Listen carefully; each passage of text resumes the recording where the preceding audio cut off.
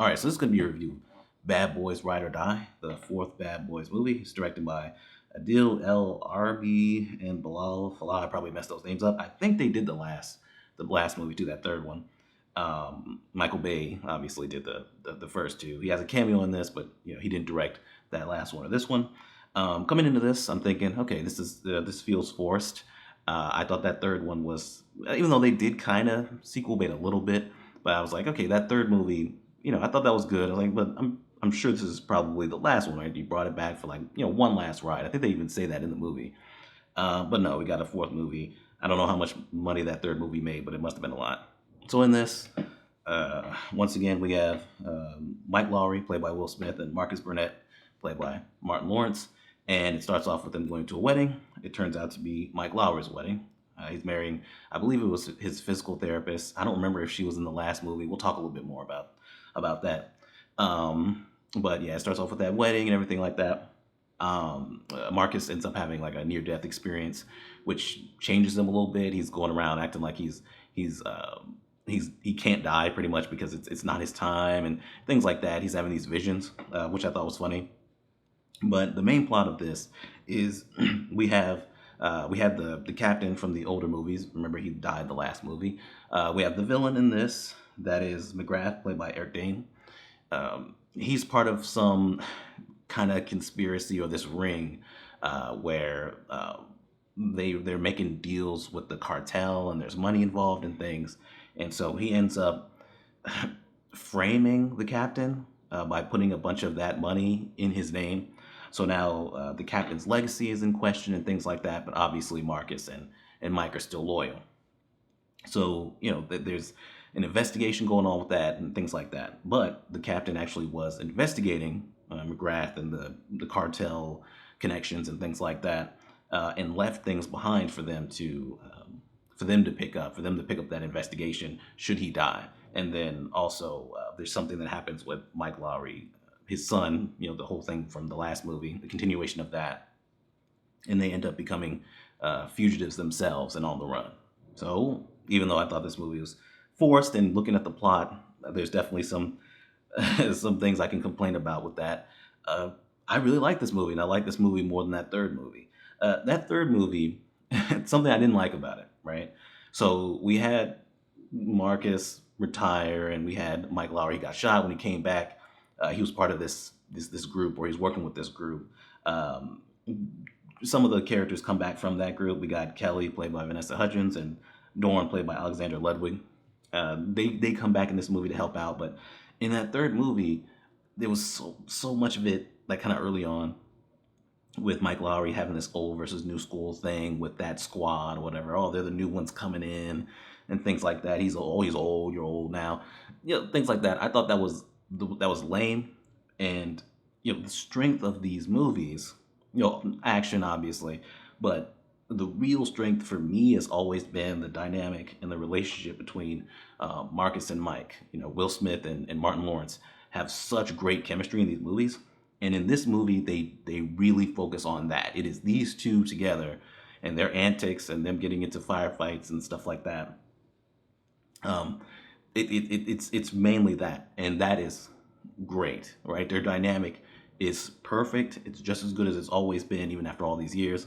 They have great banter back and forth, constantly bickering, but there's still that love that they have for one another.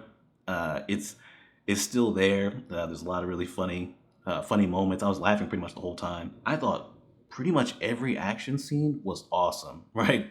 I mean, it's exciting. It's just so much really good gunplay, and the camera work was really good too.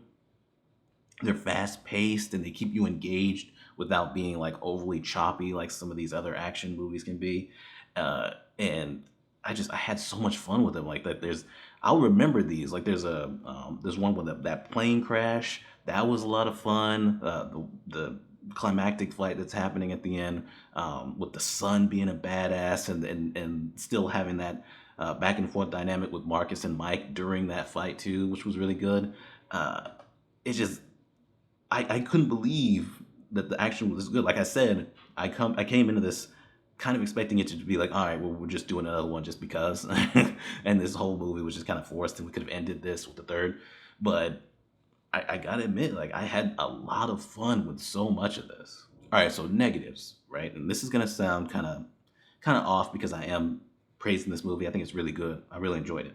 The plot. We got this guy, McGrath, the villain in this. He's part of this ring of, people who are using, who have deals with the cartel and things like that, which is explained, and the villain does have like a backstory and all that, but it's not enough. It's not fleshed out enough, I don't think. But it's one of those movies where we have to have at some point in an action series, we have to have the action star or stars, the protagonists. They have to be on the run at some point, right? They're on the opposite side of the law now, and they're on the run. They're the fugitives. At some point we have to get there. Off the top of my head, you have Taken 3 with Liam Neeson. They believe he killed his wife when it was very obviously the Russians that killed her. So he has to prove that while Forrest Whitaker is coming after him. It's like, there's one example. You have the Olympus Has Fallen franchise. When you get to that third movie, Angel Has Fallen. I don't know how many people actually saw that movie. I did. It wasn't good.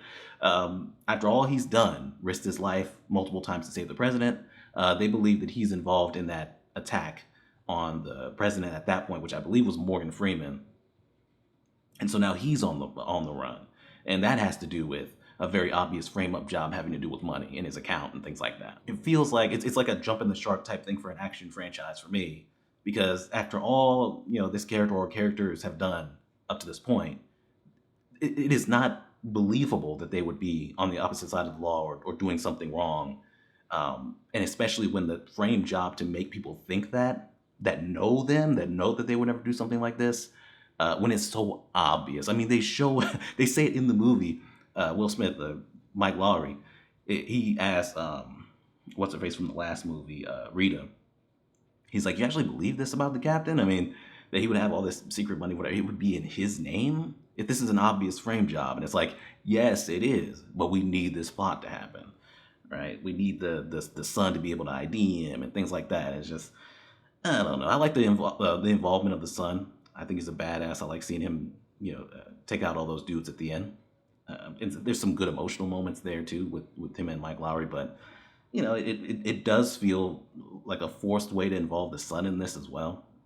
It just, every time we got back to the plot, it just felt like, okay, this is taking me out of it, because I don't believe that this is actually happening, or that this is going as far as it is. Other odd things here, and I guess maybe this is a smaller one, but we have Marcus's wife in this, who is recast. I looked it up. So the original actress was still playing the wife in the third movie, and she was in the first and second. In this one, we have Tasha Smith in this. I've seen her in other things, playing the wife, Teresa.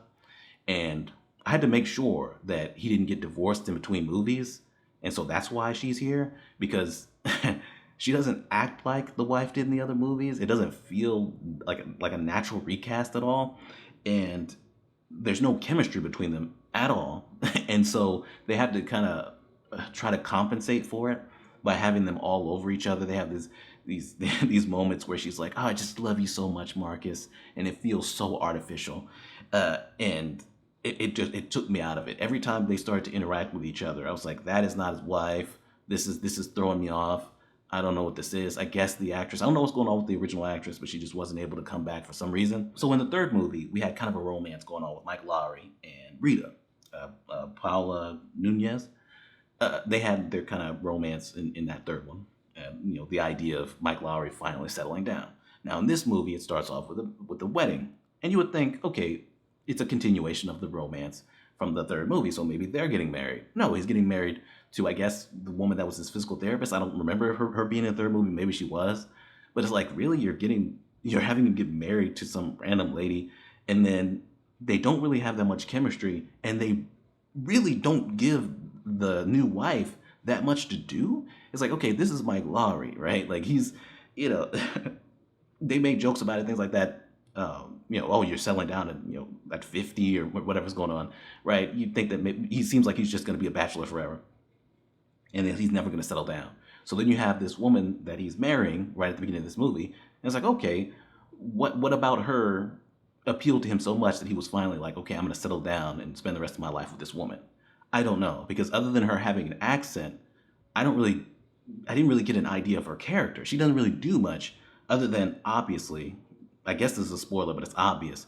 She's going to get captured at one point. So he has more of an emotional investment in the third act to save her. That's it. That's pretty much it. So I am going to give this awesome, even though I do have issues with the writing of the plot, because I can't deny, like, it's just that fun, and seeing these two characters together, and seeing this dynamic kind of grow over these movies. I think it's really well done. Like, I really like these two characters, and going on adventures, another adventure with them, even if it feels forced, I still had a lot of fun with it. So yeah, like I said, that is Bad Boys Ride or Die. Definitely better than the last one. I think this is probably one of the best of the four too, at least for me. But anyway, yeah, that's it. I'm giving it awesome, and we're done.